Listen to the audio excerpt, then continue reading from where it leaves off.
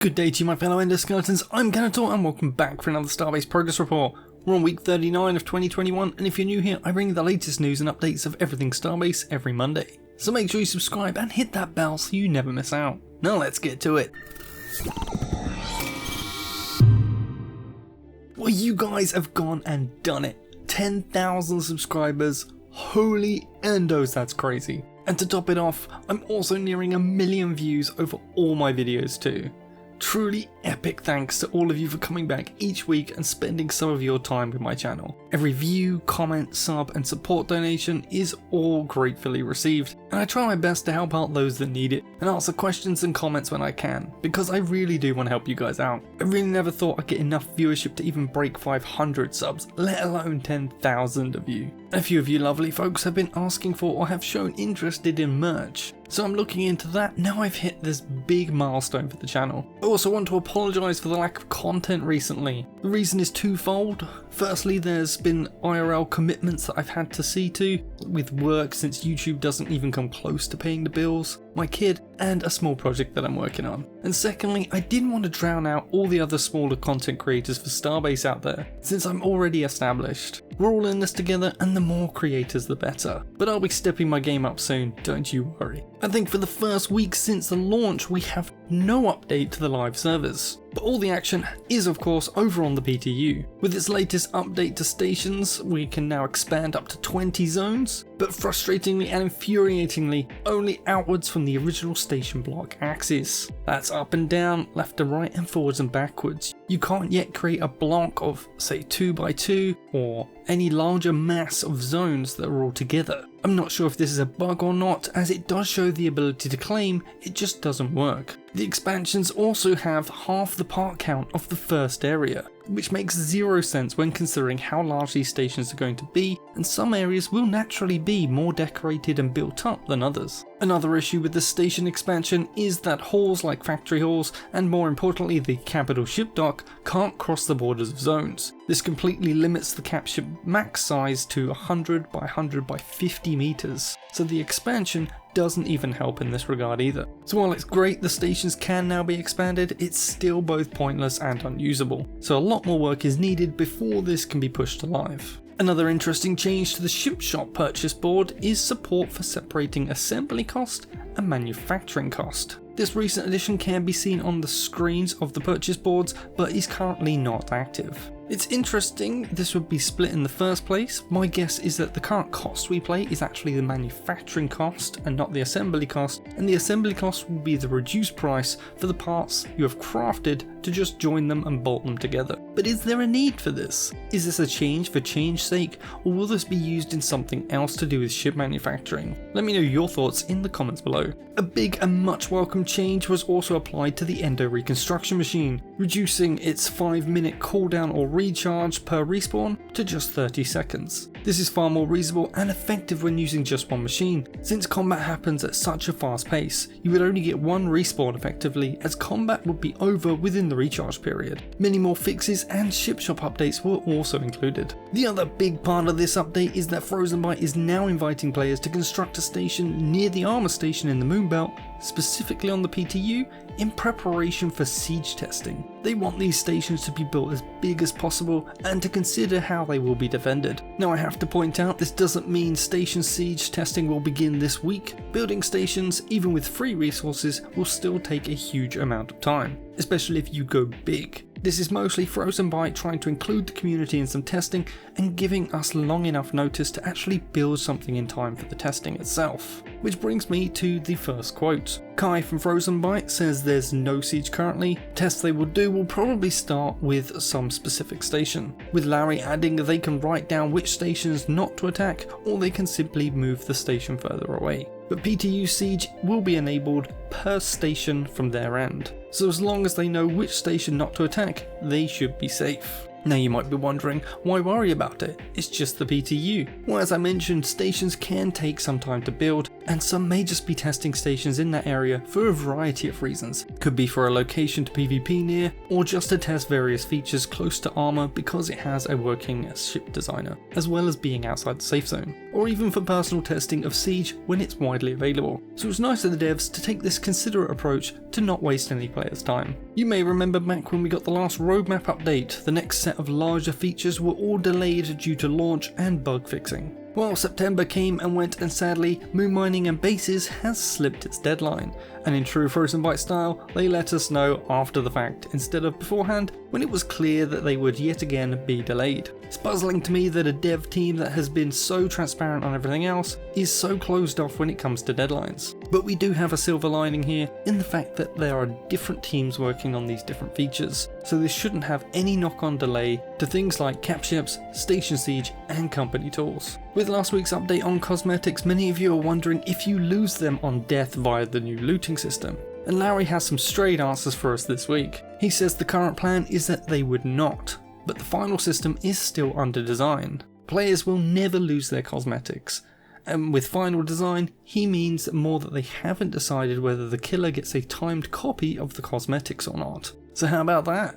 That would be cool. On killing an endo, you could get a timed copy of the cosmetics they were wearing. This would be a fun way to get some of the premium cosmetics later down the line for a limited time if you haven't got them already yourself. Next up, I have a couple of longer quotes which should help put some of you at ease on a few things and give some perspective on the timescales the devs are working to compared to what we are expecting, since a lot of us tend to look at what's coming up in the next few months without realising how long some of these things take. And we're going to start with something I think a lot of people have missed. The roadmap is not the full game, just the roadmap for this year. Larry says they will release the 2022 roadmap only after they have delivered the major features of the 2021 roadmap. The 1.0 version of the game most likely happens between 2023 and 2024 anyway, and they will continue development after that in any case. 1.0 is only the first version after all. Siege and the 2021 roadmap in general should unlock the fun and the burning universe. 2022 will add depth layers on top of that and finalise quality of life features and so on. So you can see we have so much more to come, and this is really only the start. The devs have so much more planned. So when you see or even make negative reviews for Starbase, a lot don't take this into account. It's fine if the game in its current state is not enough for you. Honestly, it's barely enough for me too. But this game has so much potential, and the devs are planning on filling out all that potential over the coming years. So let's try not to hold the devs back with all this negativity. They are doing a lot of work for us, and it's all coming together soon. So you may be wondering, why do we get this drip feed of content in really small doses? And Larry has some insight for us here too. He says development wise, it's easier to push out tested stuff when it works, especially since all patches are still mainly bug fixes. Also, it's better to verify working large stations and capital ships before Siege, and ideally when Siege lands, only correct things will break in a good way. Gameplay wise, Siege benefits from built stations and capitals, also there is immediately more stuff to destroy. Larry continues that the good news is they will start Siege tech tests soon on the PTU. So in fact, all these 3 delayed major features are coming together very close to each other. So in that sense, it could make sense to wrap on a big update. The majority of the last month I've been playing has now been spent testing on the PTU myself, as both my company and I are looking to help test a lot of different things, but especially cap ships, and the devs will need this testing and the F1 reports we send from the PTU to make sure that when it comes to the live game, it has the best chance to have as few bugs as possible. So if you haven't yet, please do check out the PTU, test building bigger stations, test mining the moon, and come get ready for Station Siege because it's all happening there first, and you help the game be better as a result. Now I know a lot of you don't care for testing and just want to play a working game, or are just sick of the delays, especially now you paid for the game. But just hear this bit from Larry. They fix game breaking bugs first, which has caused delays to upcoming features. It's however better in the long run, even though in the short run it's caused current stagnation, but they are already getting on top of it. They have chosen not to go for short-term band-aid remedies, which has voiced a lot of criticism, but they believe following the big plans is the way to go. Larry continues, Starbase's curse is its technical potential, meaning they always have to build the tech first, which has left gameplay waiting for the tech, which in itself has led to the current major gameplay deficit, since tech has always taken more time than they anticipate. But once they get the features rolling out, they won't run into a wall of technical debt or impossible things. They hope some major pieces would have taken less time, but alas, they didn't. It's close to impossible to turn a ship that has been moving for years, so now they just have to pick up from where they are. Now, to put this in real terms some of you may understand with technical debt, just look at Space Engineer's conveyor system. They had grand plans of showing items moving through the conveyors that some of you may remember had glass sides to them. Well, they didn't flesh this tech out and hit a wall where it just couldn't work. They took out the showing of items and they took off the glass sides. A quick band-aid solution. What they didn't change was the underlying logic of the system, which, because it still thinks it's trying to show items, runs a pathing algorithm through the conveyor network to find the right path. This can lead to a ship that has a mass of interconnected 6-way connectors to cause serious performance issues when loaded in. This is the type of thing Frozen Byte are trying to avoid when they say they do tech first.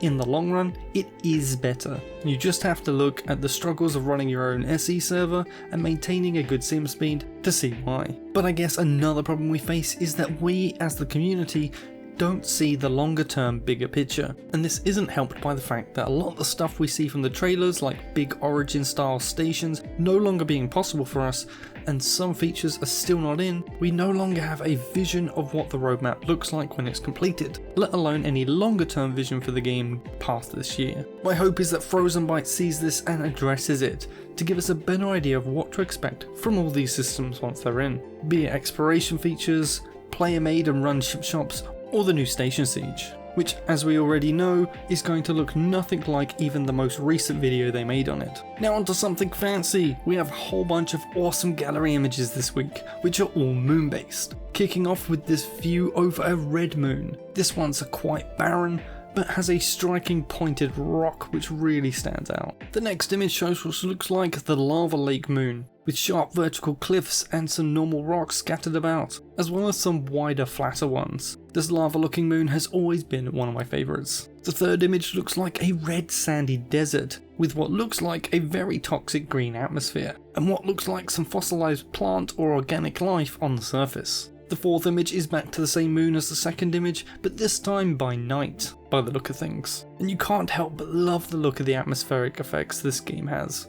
Just look at how gorgeous this looks. It's just begging to be colonised. Our last two images switch it up a bit by showing us some of the varied rocks and items they have made to go on the surface of some of the moons. This first set is for the red moon that we saw in the first image, and these all share a pretty similar style. In contrast, our next set have both very different shaped and coloured rocks, as well as more organic looking shapes of what could be fossilised or petrified organic matter. I hope these are just a taste, a small set of many more variations we'll see when these moons are completed. With so many different versions and combinations, we will never see two spots that look alike. This week we finally get back to specific features for the progress notes, and aptly this week it's on the moon bases and moon mining. For moon bases, everything is pretty much done, and I've had no trouble building one on the PTU as well. All that remains here is the easy build mode improvements, which include things such as gravity not having effect with easy build mode, a grid for building, and a combination and support for both grid and snapping placement of objects. This is design and art complete, with the just coding of these items remaining to be finished. Mining, however, has made good progress, but still has much work to be done. Ore on moons, these are the veins of ore hidden in the surface of the moon, is still encoding. Moon surface deform is also still encoding. As mentioned in previous reports, this is mostly for the server to support tracking and saving of all the modifications to the moons,